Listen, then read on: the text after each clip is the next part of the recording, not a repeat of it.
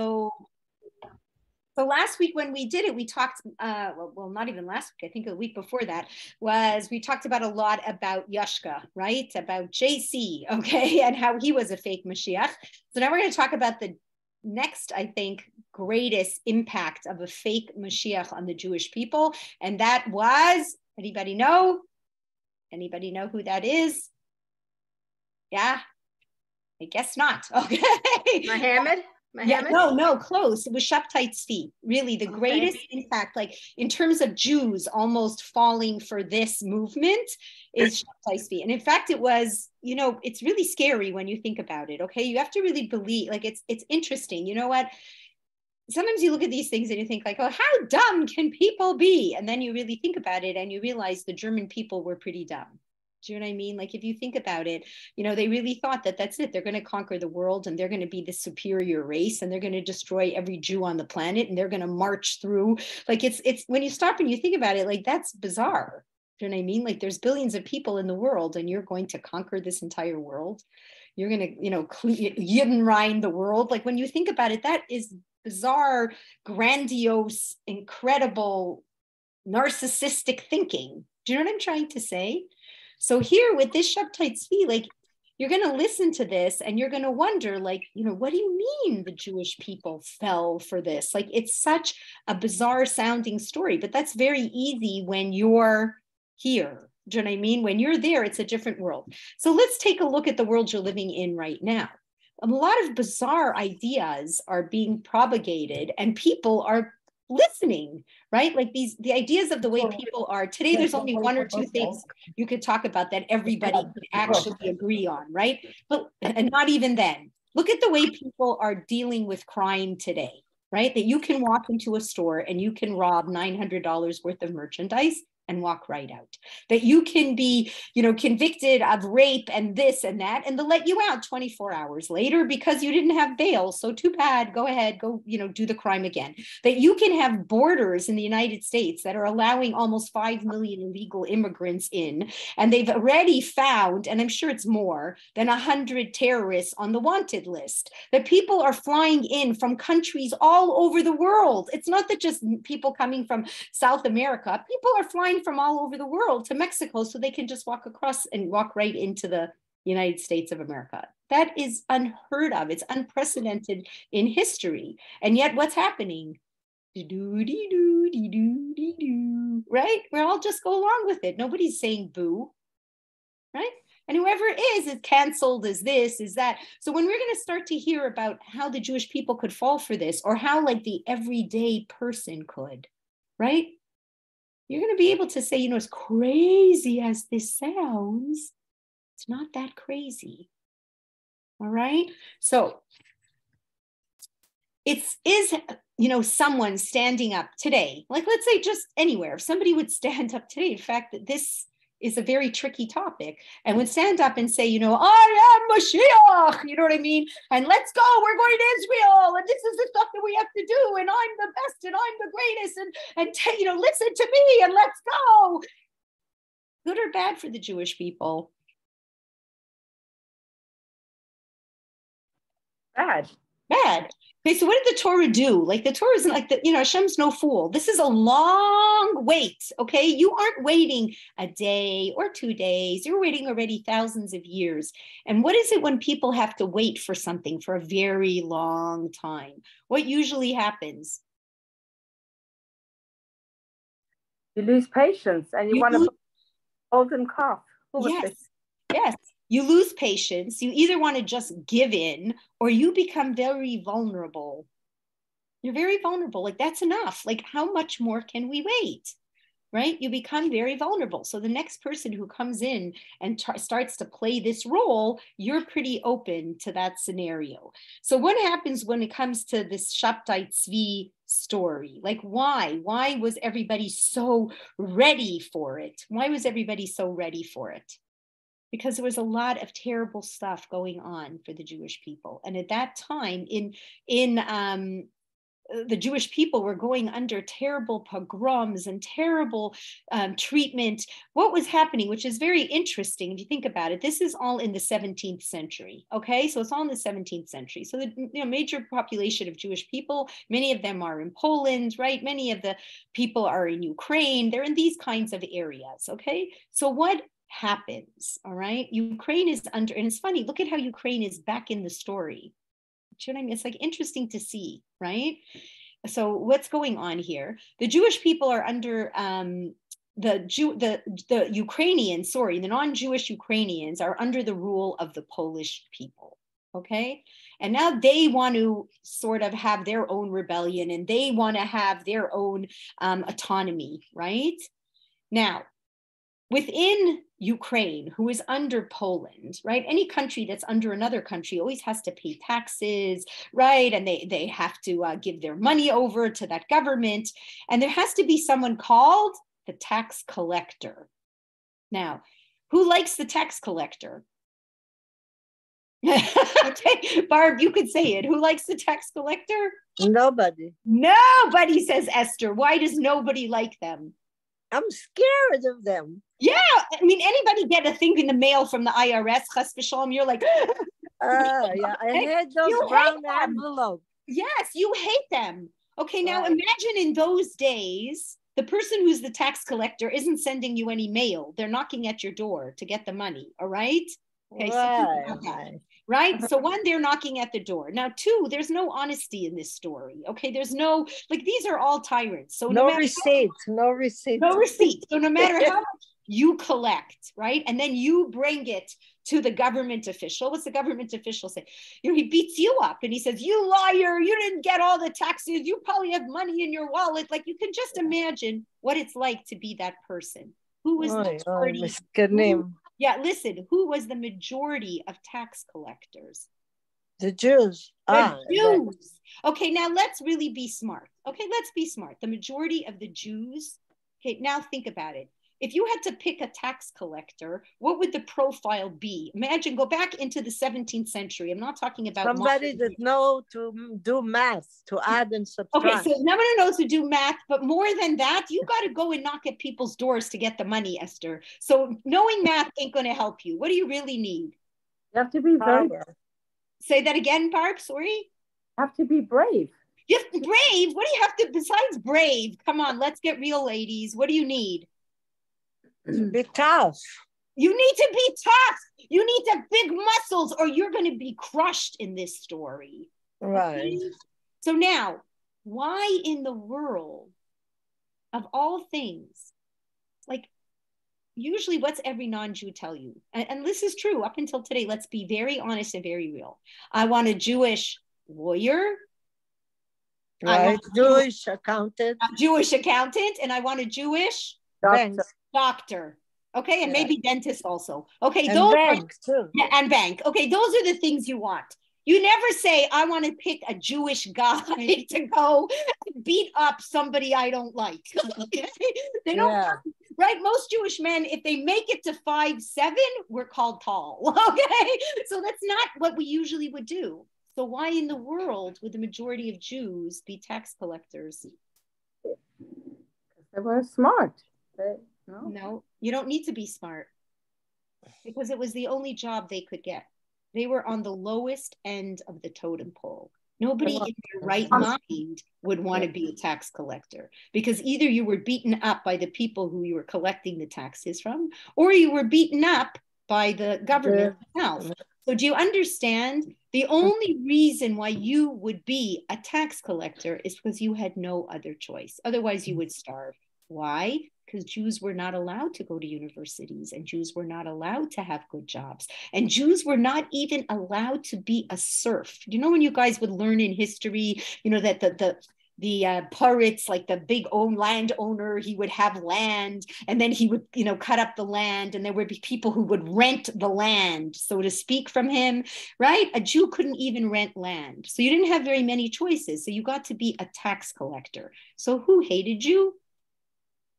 Everybody. Right. So now this Bogdan Chmielewski, right, who was a disgusting person, a real bovan, like a real nothing, all right, muscle. And now he's going to go and he wants to liberate Ukraine from Poland. So what's he going to do first? He's going to have a party, because who is the easiest target in Poland?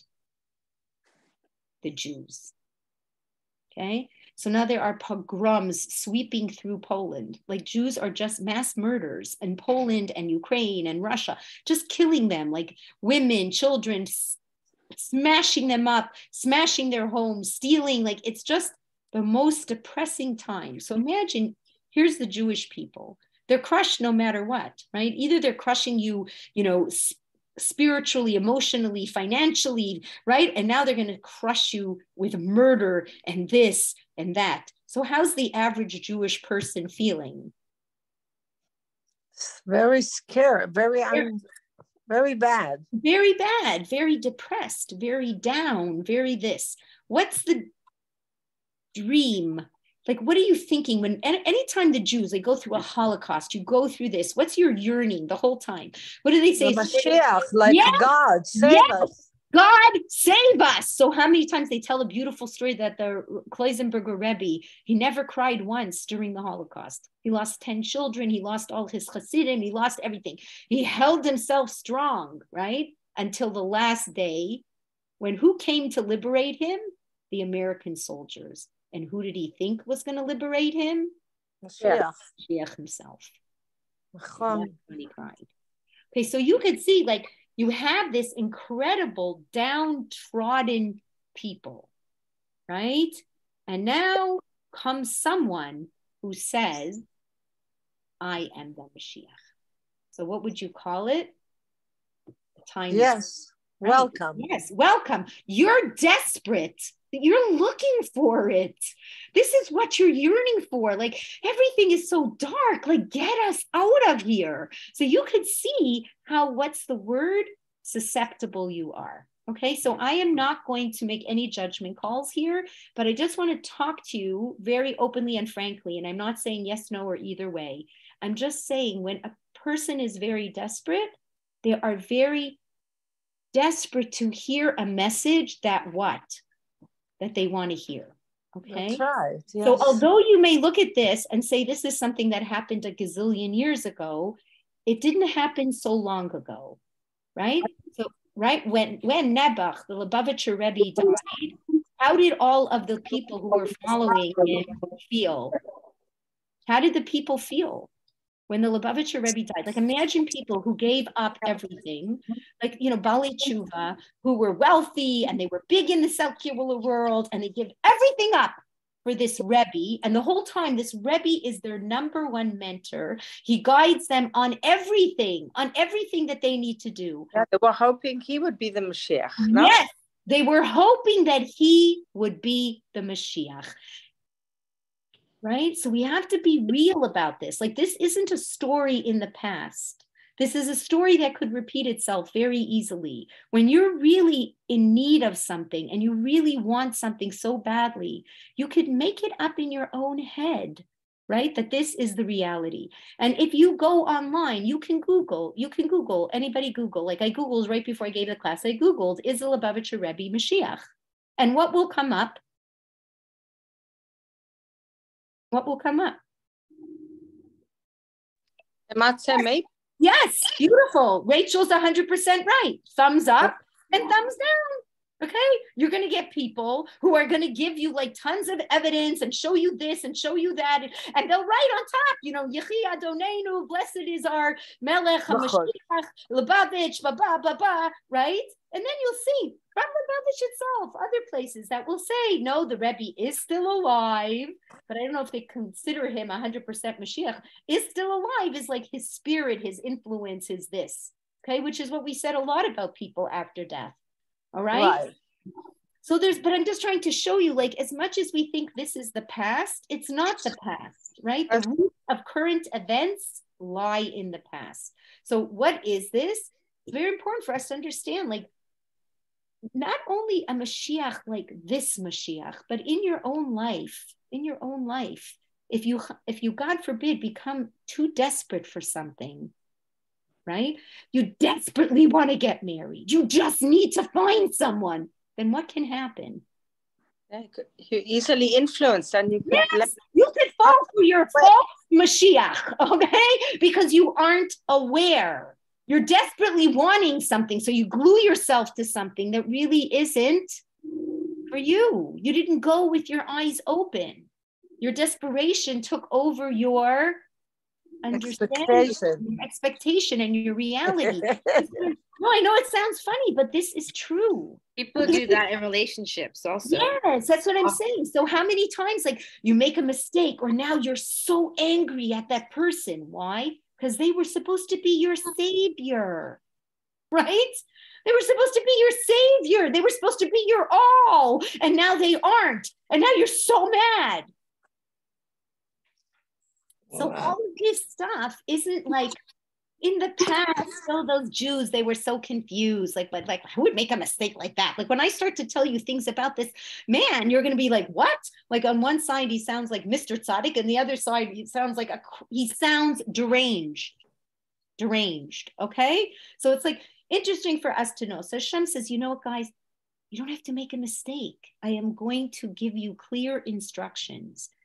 A Mashiach is someone who will take the Jewish people to the land of Israel, who will rebuild the temple, who will make you do tshuva, who will keep to the authenticity of the Torah. He will never come up with something else and tell you what's wrong is right and what's right is right, and that the world will accept him. It won't be just one little group of Jews who go, yes, he is the Mashiach. No, my leader is the Mashiach. No, my Rebbe is the Mashiach. No, my Rosh Hashiva is the Mashiach. No, he will be universally accepted, okay? In both worlds, Jewish world and non-Jewish world, okay? So it's important, but when you're very, very desperate, you don't think straight, okay? So that's just an important like piece of information right from the beginning. So now I'm just gonna give you like facts about Shabtai Tzvi, all right? Just some basic facts. Okay, so first of all, he lives until he's 50, so he didn't really have an extremely long life, but in those 50 years, he caused enough problems, okay?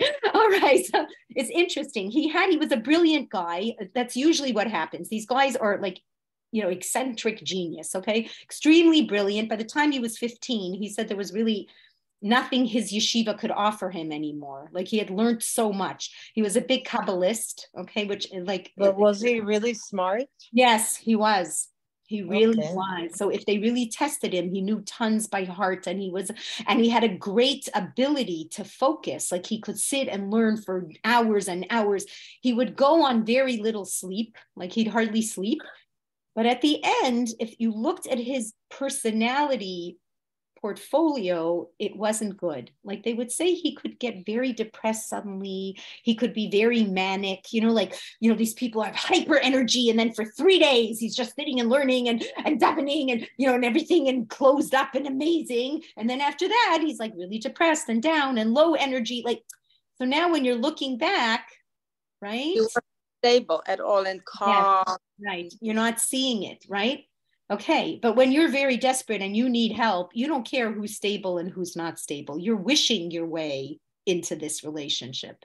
You know what I mean? And what happens? You ignore red flags. When you really want something, you ignore, like you see it all the time, right? With young couples, right? These people get married, they're ignoring the red flags, blah, blah, blah. And then what? 2 months later, they're divorced, or they have to break their shidduch, or you know what I mean? Because suddenly it hits them, all right? But in that stage where they're not looking.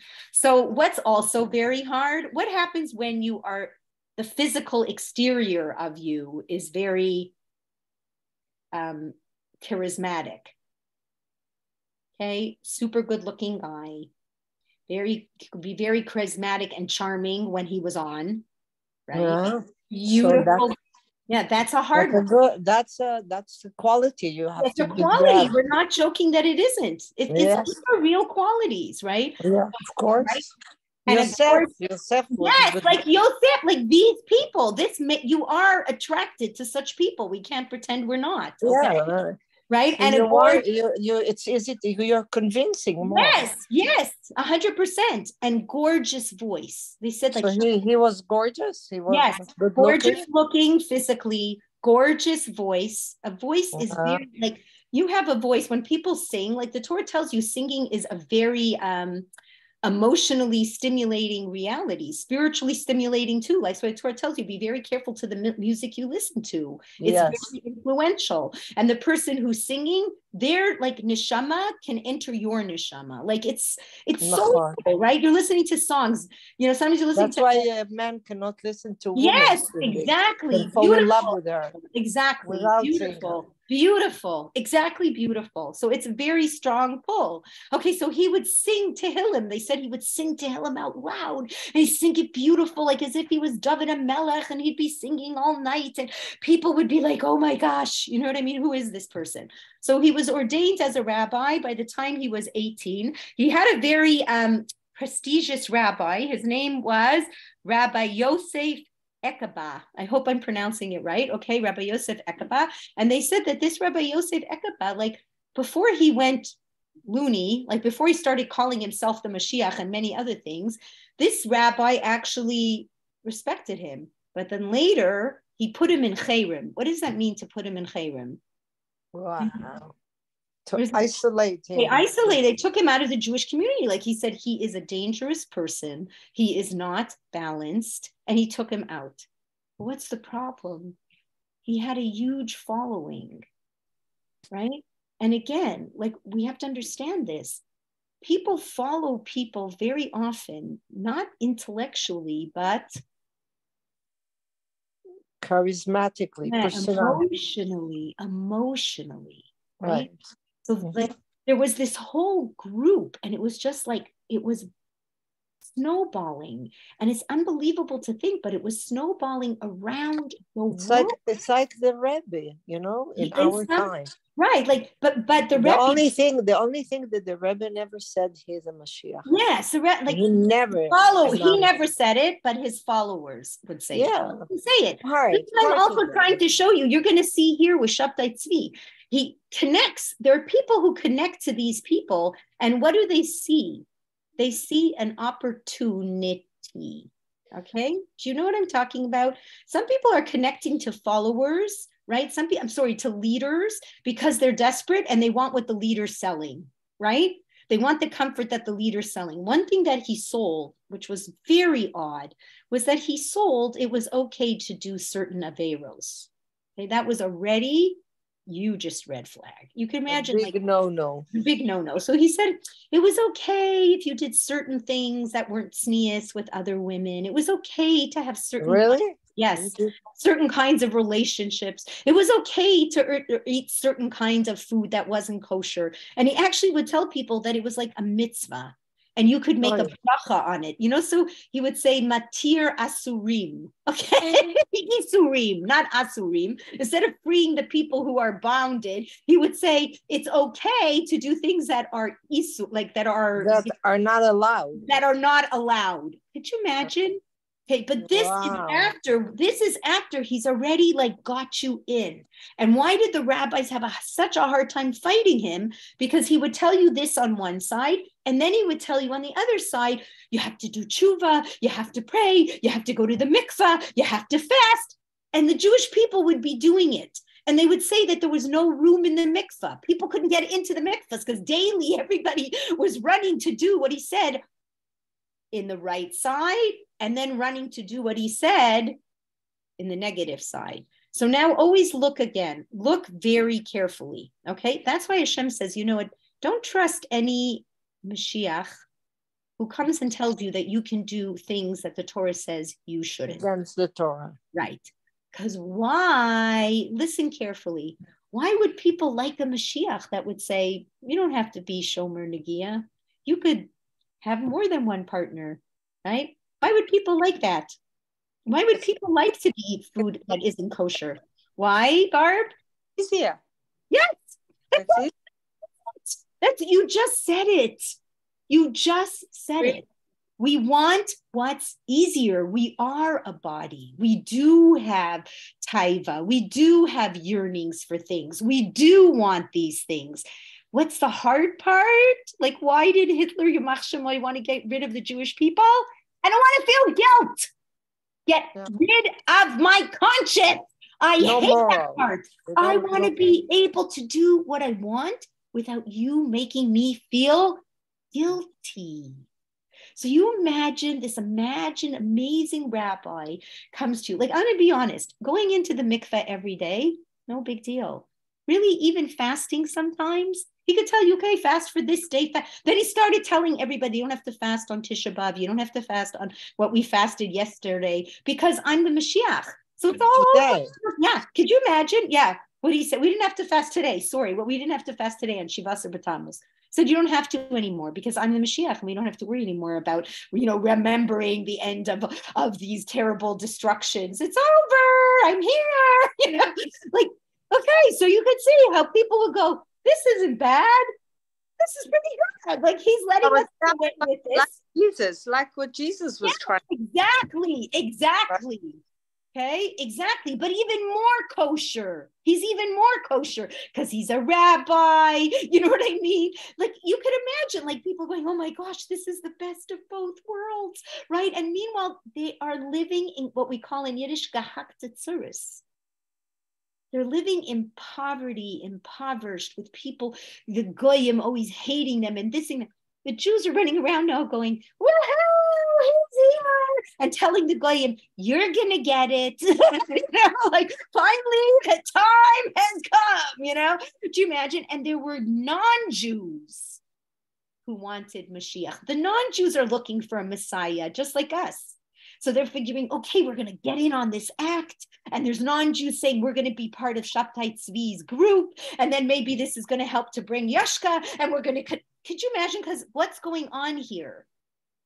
There's upheaval, there's change. When there's upheaval and change, then everybody can throw in their 2 cents. And you know what? That's what you're living in right now.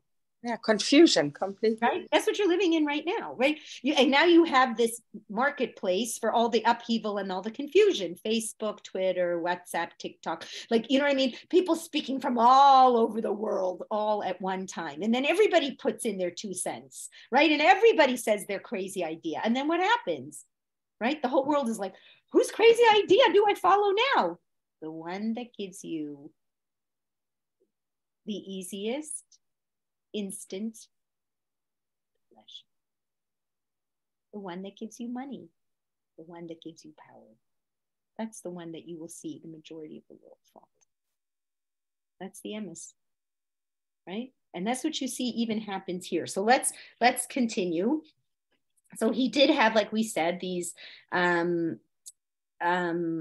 crazy realities. Like, one time he looks so religious, next time he doesn't, but people are so desperate, right, that they're fooling themselves and they're following him. So it's crazy. He marries somebody, he marries this woman, then the father-in-law comes and says, you know what, he never consummated the marriage, he gets divorced, he marries a second woman, the father-in-law comes, he says he never consummated the marriage, he doesn't talk to her, he doesn't touch her, he's not with her, gets divorced the second time, and then he does something completely bizarre, and he, he actually, people are believing in him. This is already when he has followers, and he actually does a ceremony and marries a Sefer Torah. Okay, bizarre. Whoa. And then he, from now on, signs his name Chassan Torah. Okay, that's how he signs his name, like the Chatan of the Torah. All right. He starts doing very interesting things. Like, he tells everybody he's a Kabbalist. Do you understand? So I can marry the Torah because I have a deeper understanding. This is, the Mashiach has to be only connected to the Torah. He starts using the real name of Hashem. Like, you know how we say we don't pronounce the real name of Hashem? Right? The Yud K Vav K name, Yud Hey Vav Hey name. There's a way to really enunciate it. We're not allowed to. And he would start doing that. So he's trying to, like, what's he trying to show? Like, I'm above. Like, there's a hierarchy of rabbis, yes, but who is the top of the top? The Mashiach himself. And that's me. Okay? All right. Okay. So because he would tell people, like, doing the wrong thing, you can make a bracha for it. It's really a tikkun. People would, like, pride themselves. Not only would they stop feeling guilty, the opposite. Now they're like, I'm a tzaddik because I follow Shabtai Tzvi, the Mashiach. So you could see, like, look at yourself psychologically. Right? This is such a good crutch. Right? Like, this is such a great way to do things. So yes, okay, Talia, I'm going to take a question and then I'm going to answer something. Okay, go ahead. Talia, what do you want to ask? I'm not sure who you said the third person what did he marry the Torah, you said? Yes, he married the Torah itself. Oh, okay. Okay, it's like a whole ceremony with us holding a Sefer Torah as if he was married to the Torah. Okay, so I just want to tell you something. It was interesting. I'm reading a book from this Rabbi Pear, and he was talking about choosing to choose. That's his whole thing in the book. So he talks about the Yetzer Hara in general. It's just a good thing for us to know. He said, nothing moves faster than the Yetzer Hara, right? Likes to move very quick. Like it likes to get you to do right? You're all on a diet and you're not supposed to eat the cookie. And what do you do to eat that cookie? You don't sit there and go, should I or shouldn't I? What do you? Yes. Okay. Rachel did it great. I'm so happy you're on this class. Okay. So what is it? You eat it as fast as possible. You have to realize whenever someone is trying to con you, and this is very true, right? You watch these crazy commercials, like all you have to do is drink this drink every night for 3 nights and you will lose 50 pounds. But to order that drink, you have to order it right now within the next 24 hours, and or the commercial will blows up and you'll never get it. And you'll get $30 off if you order it in the next 5 minutes. And if you order it in 2 minutes, I'll give you $100 off. Do you ever notice that? Why is speed so connected to the Yetzer Hara? They're saying that the chipazon mehasatan. Yeah, why so fast? Why so fast, Esther? Why Yetzer Hara is very quick. Yeah, why? Why does he move fast? Why does the commercial tell you, if you want to, buy this product, if you sign up in the next 2 minutes, I'll give you $100 off. You don't have time to think of a question. Exactly. And the same thing, like even when you look at magic, they go hocus pocus, right? Hocus pocus. What is it that the magician can do? He moves fast. Your eye can't follow as fast as he's moving. Do you see what's going on here? So, you look at this story and you kind of think like, how could people be so crazy? Because it moves fast. When the Yetzer Hara wants something to go, it moves very fast. Right? Things are moving. What's everybody having a problem with today? What are you feeling about your life? You're going too fast. Yes. Don't you feel like that, Esther? Everything feels like it's moving too fast. No one's having any control. Like we don't seem to be able to stop this momentum. Like there's like a craziness out there and we can't seem to stop it. Right? So Shabtai Tzvi movement moved fast. All right. And it was going so fast, like that's what they say, right? Once the snowball starts running down the hill, you can't catch it. So that's what was going on here. Okay. And so it's interesting. So with this beautiful voice, he's singing these beautiful songs, and now he starts singing non-Jewish songs. Okay, start singing these beautiful Spanish love songs and telling everybody that it's really the Kabbalah. Okay, that inside these beautiful their songs, they're mystical, and he starts giving all these different kinds of explanations. And so you could sort of see, like, whoa, like imagine getting to listen to your favorite non-Jewish music. And everyone's telling you, this is amazing. It's so deep. There's Torah in here, right? And you're like, oh, wow, like what a high. Okay, so now here, Talia, quickly. What time period exactly is this? I'm sorry. So it's the 16th, like 1660, okay? So it's the 17th century, if you take a look at it, okay? So now, what goes on? Okay, finally, he's convincing all his people, and he ends up, he's going through the world. He's going to different places. So when he first comes into a city, they said he would play the very pious person. He'd go into the shul, he would daven for the Amud, he would sing with his beautiful voice, he would sit and learn Torah, he'd see these incredible, abilities to concentrate and answer questions and know things, and people would be very, impressed. Right? Then he would start telling them slowly but surely, I am the Moshiach and blah, blah, blah, right? And they're like, whoa, who is this guy, right? And every one of us, like, let's be honest, you're waiting thousands and thousands of years. The greatest mystery of the Jewish people is, who is this Moshiach? And when is he finally going to come? So, you're open to this discussion. You're in a terrible place. You're open to this discussion. Okay, finally, he says, you know what? My turn to go to Israel. Okay, so now that he's going to Israel, what's that going to do? Legitimize him or delegitimize him? Pardon? Legitimize him. Yes, 100%. Like the Moshiach is even moving, towards going to Israel. This is it. He's got to be the Moshiach, right? And he's like, I'm going to gather everything. I'm preparing everything. Everybody will follow him. Yeah, for sure. People sold their homes. People followed him where he went. Like, it's unbelievable stories, okay? Like, it's an unbelievable story. Okay, so now what happens? On his way to Israel, he's in Cairo, and he goes to meet this very, very prominent, wealthy, charitable Jewish man, okay? Goes to meet this charitable Jewish man.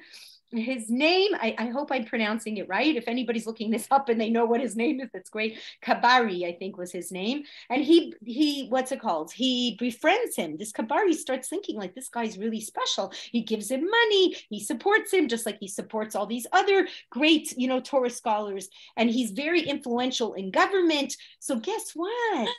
You start making influential friends. You start getting, what's the word? Like, recognition from influential people. Become popular. Yes. Okay, that's why today, like, all these politicians who are like dumb as doorknobs, a lot of, what do they look for? They look for endorsements from like basketball players. Does a basketball player really know about politics? Does a movie star really know anything about, economics or internal or external affairs? Do they know anything? Absolutely not. You want to get Whoopi Goldberg's endorsement, right? What did she say? The Holocaust is white racist, whites versus whites. Okay, you're pretty dumb, aren't you? Right? But if Whoopi Goldberg endorses you, you must be incredible. Do you see what I'm saying? So he's going around getting endorsements.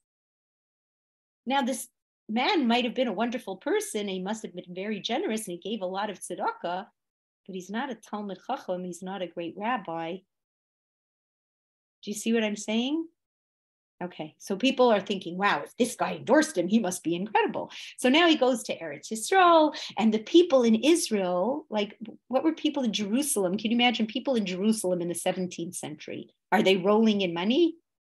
Think about it. They're poor as poor could be. They're very poor. Very poor. So they go to him, they go to Shabtai Tzvi, and they think, you know what, Shabtai Tzvi, maybe you could be a Michalowicz for us. Okay, like, you're this like popular known figure. Could you go out and tell them the need of the Jewish people in Jerusalem? So he went to this very wealthy friend. He brings back tons of money, saves the community. So what does that do for his popularity? More. Makes him incredible. And then the most crazy story happens. And this one, I think we have to really like think about. Okay, so now his ratings are only going up. He's amazing. And there's a young Kabbalist named Natan from Gaza. Okay, all right, his name is Natan from Gaza. He's a very, very like prestigious person. And people really feel like he's very learned. He's studying all the time. He's very pious. He's not into his materialism. He's like not a material guy. He's a really good person, right? And he happened to be very astute with people. Like some people have a high emotional intelligence, right? So he can like look at you. He could really see through you. He was able to tell people, this is where you have to do better. This is where you have to do this. This is where you have to do that. And finally, Shabtai Tzvi says he's going to go and meet this guy. Okay, so what would you think is the end of the story? Like, he's going to go meet this Natan from Gaza, and what do you think is going to happen? Natan gonna cross him down. Right. Okay, that's what you would have thought, and that's what I would have thought, and that's what all of us would have thought. But instead, it's a very interesting story. Natan from Gaza endorses him because could you believe it? It's a hard story to believe. Shabtai Tzvi comes to Natan and he says to him, I think I'm not 100%. Like, there's a part of me that's feeling like I'm Moshiach. And then there's a part of me that's like, let's do things, allowing Jewish people to do things with women that they shouldn't do and eat food that isn't kosher. Like, I myself, like, I'm finding myself very traumatized within my own self. Because what was he really saying? I have a little bit of a bipolar personality. right? Wow. I have a little bit of a, extreme personality. I need help. I think he was looking for a therapist, to be quite honest. Do you know what I mean? And instead, this Natan says to him, no, you're amazing. I'm going to endorse you. You're the Moshiach. Wow. And then what happens? Now Natan becomes extremely popular himself. And now Natan carries a ton of power. And now Natan says to Shabtai, this is how we're going to market ourselves. You're Mashiach, and who's Natan? Eliyahu Hanavi. Hashem Yishmor, Imaleh. Hashem Yishmor. So now, if I tell you this story, do you feel like this is such an impossible, crazy story? Yes. No, I don't think so. I don't think so at all. I really think power goes to people's heads. I really think power corrupts you. The Torah tells you 100 times, run away from kavod. If you run towards kavod, if you take kavod, what does the Torah tell you? It will remove you from the world. There are certain things, certain attributes, anger or lust. I think there's 2 Mishnahs, anger/lust, jealousy, and the need for power and honor. They will remove you from the world. What does that mean? Yes. What does that mean? Remove you from the world? What, like what's it called? A helicopter comes and pits you in and throws you up. You lose your mind. That's exactly. Yeah. It's a spiritual removing. Exactly. Excellent. Every person is called a world. Every time you save a life, they say, oh, you saved a life? No, you didn't save a life. You saved a world. Each one of us is a microcosm of a world. Does that make sense to you? For me, it really makes sense, right? So each one of us is a world. You will destroy yourself. Remove you from the world is remove you from who you are. So this Natan fell into this because you can imagine it. Like, you could be a big tzaddik and imagine what's going on in your head. What's going on in your head is always a justification. So for all we know, Natan said, oh, you know what? I'll bring him down in the end. I'm going to join forces with this guy, but at the end, I'll expose him. Who knows what he had going on in his head? I'm sure what he did was convince himself that he was doing the right thing. Does it make sense to everybody? Yeah, but did he really believe that he is Eliyahu Navi? You know what? In the story, it's so bizarre. Like, he's forever backing him up.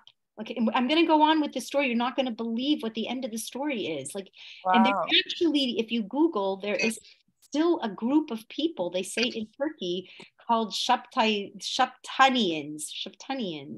There's still a group, and I will explain to you who's right. It's like a cult, and I'll explain to you what their beliefs are. It's like such an incredible story, but I think it's so important for us because here we are, we're waiting for Mashiach. We got to make sure we're waiting for the right Mashiach. Okay? We got to make sure that we're waiting for Mashiach from a healthy place, right? Because if not, you could be vulnerable to all this. This is not a joke, right? Okay, now, so what happens? Okay, let's just see what happens. Okay, so now, okay, so wait. Okay, so now this is all, okay, wait a second.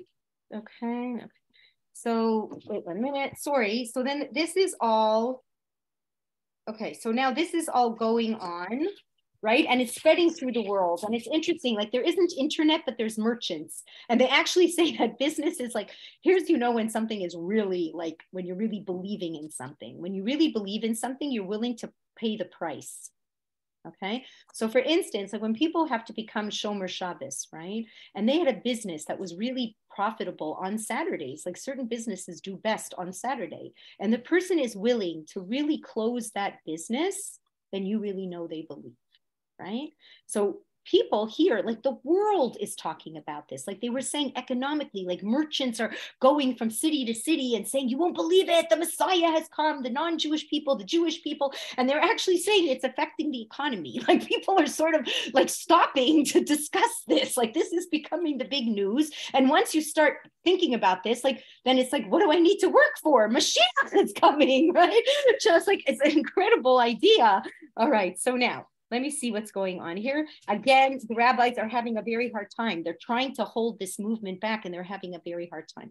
Because how do you know when corruption sets into any movement? How did corruption set into Christianity? How does corruption set into Islam? How do you know it's really fake? When you say, I don't believe, and they say that they believe. No, yeah, they do. But what do They say you have to believe. Yes, or We'll kill you. exactly. So that's how you know where it's no longer l'shem shamayim whatsoever. So any of the rabbis who were trying to put him into chayrim and there were many, they put their lives on the line, like they were totally threatened. All right. This wasn't you know what I mean? Like this wasn't simple. So it wasn't even that even. So they have like rabbis who really doubted him and really didn't want to believe in him and didn't want to endorse him. And they were afraid and ended up endorsing him. They're afraid for their life. They were threatened. So they were afraid for their life. So they ended up endorsing him. Like it's really, right? Really, really something. Okay.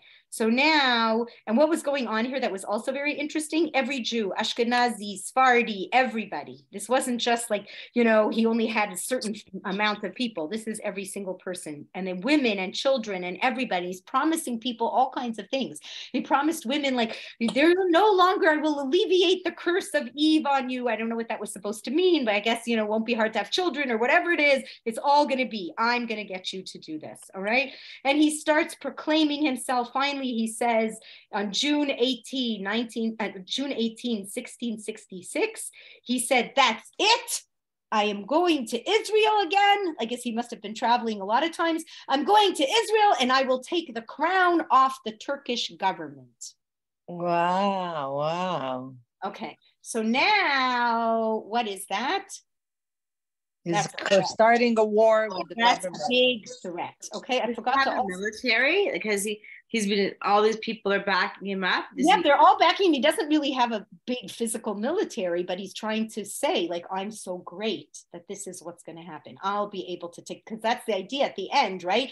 Moshiach is going to, you know, we're all going to know that this is Hashem. Like, this is God. There's one God, and this is the representative, and he represents for the entire world. Like that's the whole idea, right? That the Goyim will come and they'll finally admit that there is a God, and which is great because there'll be clarity. And he will build them the Bet HaMikdash. Yeah, and they will come and they will bring korbanos like they did when Shlomo Melech was around, right?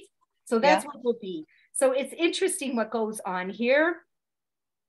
Also, what's really hard, okay, once you have a group of people who are not 100% and they really want what they want, people, right? This is what you'll see with Yashka also. What did you see with Yashka and Islam? You will see that people will start saying, yes, we witnessed Shabtai Tzvi walk through fire and come out alive. You know, people started saying they were going into trances, you know, like you ever, you know, like in the evangelist movement, right? They'll have people come up on stage and they'll say, I was a cripple and now this guy cured me and I can walk. So when I was listening to reading Rabbi Pierre's book, what did he say? He said something very interesting. He said one time he was watching a con show right in New York. You know, somebody put out a table right on New York, like a couple years ago, not a big thing. He went to buy shoes with his family, you know, the wife, and he said to the wife, you know what, I'll wait over here for a minute. And he looked out down the window and he saw, what did he see? Somebody put up a little table. They took 3 cups and they put a pea under the cup. And they said, okay, everybody, you know, you give me $10. And if you find it, I'll give you your $10 plus $5 back. Okay. Like it was just like a cute little thing, right? Everybody's lining up. Right? And this guy does it, right? And the guy comes, he's wearing a little cap and he goes, okay, I'm doing it. So he lines up and guess what? He wins. So after this guy wins, what does everybody else think? That they will win too. So people are lining up and lining up and lining up and lining up. And the rabbi's watching. Then he sees the guy who won. He saw him, he saw his face, he saw everything. He walks down the street. 10 minutes later, he comes back. Now he's wearing something else. He goes, I'll do it. Okay, and guess what? He wins. So now what's happening with the Shabtai Tzvi movement? They have these people going around that are called shields, right? Is that what it's called? Like when you put them in the audience, it's like fake people that people put in the audience to encourage people, right? Like, you know, these fake people who laugh at the joke of the comedian. It's not funny. Yes. Because they laugh, everybody starts laughing, right? It's a fake. Not a person who paid to go there. The guy's paid to laugh at the comedian. So he said, this is how people get conned. And this is what I think started happening. I think Shabtai Tzvi ended up having his con group, just like any cult. Whenever you look deeply into a cult, you'll see that there's the cult leader and then his stooges. True or false? True. Okay. So then you see these people are being conned because now people are going, oh, I'm going to try. Well, what happened? The average good guy is falling for it too. They're selling their homes. They're putting up pictures in shuls of Shabtai Tzvi next to David HaMelech. The shul is like, you know how we do prayers for Eretz Yisrael for the soldiers? They're doing prayers for Shabtai Tzvi, that he should be able to dethrone the king of Turkey so that the Jews can all go back to Israel. Do you understand what's going on here? Like this. No. So what's happened with the government? Okay. Yeah, okay, so Nunu. Okay, gotta go fast, right? Okay. So guess what? The Turkish king, he hears about this. Think he's happy? No. So he sets out people. He comes to Turkey and he does a smart thing. He takes him and he arrests him. He throws him in jail. Okay. Good. For now, Shabtai Tzvi is sitting in jail. All the followers are having a bird, like what? And now they're going to bribe them. They're going to bribe the government to get him out, right? So he plays this great guy. Now, I want to tell you something very important that the rabbis comment. They say the greatest thing that he did was that he threw him in jail and didn't kill him. Because had he killed him, what would have happened? It would be really Moshiach. Yes, born. He would be the martyr like Yoshka, and he would have died for the sins of the Jewish people. Do you see what a bracha Hashem gave us? So he throws him in jail. They're bribing him. You know what I mean? They're bribing. So instead of, and they say, give us the, take him out. And he plays this like victim. He goes, no, don't. I'm willing to be here in jail because I'm going to suffer through this. So everybody's only applauding him more. Oh, what a tzaddik. You know what I mean? He doesn't want us to take our money. He wants to fight through this. Finally, the Sultan has enough with this guy. And he goes, I'm going to tell you the answer to your problem, buddy. You're really a charismatic fellow. You can do a lot for Islam. So here's what I'm going to give you a little proposition, okay? Either you convert to Islam or I kill you. If you convert, I will make you, like they crowned him. Like they gave him a very choshev title. And they said, and you'll go around, with this charisma, and you will convert everyone to Islam. Because this Sultan was a very religious Muslim. So he said, like the taxpayer. Let's use you to be exactly. Now you're going to use your qualities. You're going to do this. And he paid him a lot of money. And guess what? He agreed. Islam. Okay, so now everybody's freaking out. Like, what just happened? So Natan comes. Eliyahu comes. What does he say? He's really a big tzaddik. He's going to go look for the souls that are lost. This is a big mitzvah. He's going to pick up what's they called? The nitzchios? Is that what it's called again? You know what I'm talking about? The sparks that are lost. The 10 tribes that are lost. He's going to pick them up. He's going to go down to the lowest denominator to save the Jewish people. And what does he do? They let him out, right? They change his name to Muhammad, blah, blah, blah. And now on the outside, he looks very Muslim, but on the inside, he's kind of doing some Jewish stuff, So he's telling his followers, you can look Muslim on the outside, but really on the inside, we're Jews. We're going to I'm still the Moshiach. Unfortunately, what happens? The Sultan finds out that this guy's faking everybody out. Like he's acting Muslim on the outside, right? And he's not really meaning it. He's playing this half Jew, half this, right? So what does he do? Tells them like, you're a real fake, right? You're really a terrible guy. You're full of baloney. Either you start acting like a real Muslim or what's going to happen to you? I'm going to kill you. And then he becomes a Muslim. And not only does he become a Muslim, he converts a lot of his followers to Islam. It's a terrible story. And it's horrible. Yeah, he actually converts Jews to Islam. And then in the end, he dies 4 years later. He died 4 years later, right? And so now everybody realizes, like, this is the end of the show. Except for Moshiach cannot die, no? Right, he can't. So Natan, because he Bedavka called himself the Mashiach ben David. The Mashiach ben Yosef, we say, will die. He said the Mashiach ben Yosef, he never had a chance to reveal himself. He died in the Tach B'Tach. He died in all those terrible pogroms. I'm the Mashiach ben David. He was not, of course he couldn't die. So that was the end of his reality. Then we see what a fake he really was, right? So now the whole Jewish world is devastated. Do you understand what a terrible blow this is? So now what happens? Jews are either converting to Islam, Jews are committing suicide. People committed suicide because they gave their whole life to this. Wow. They gave their whole life. They sold their house. They did everything for this.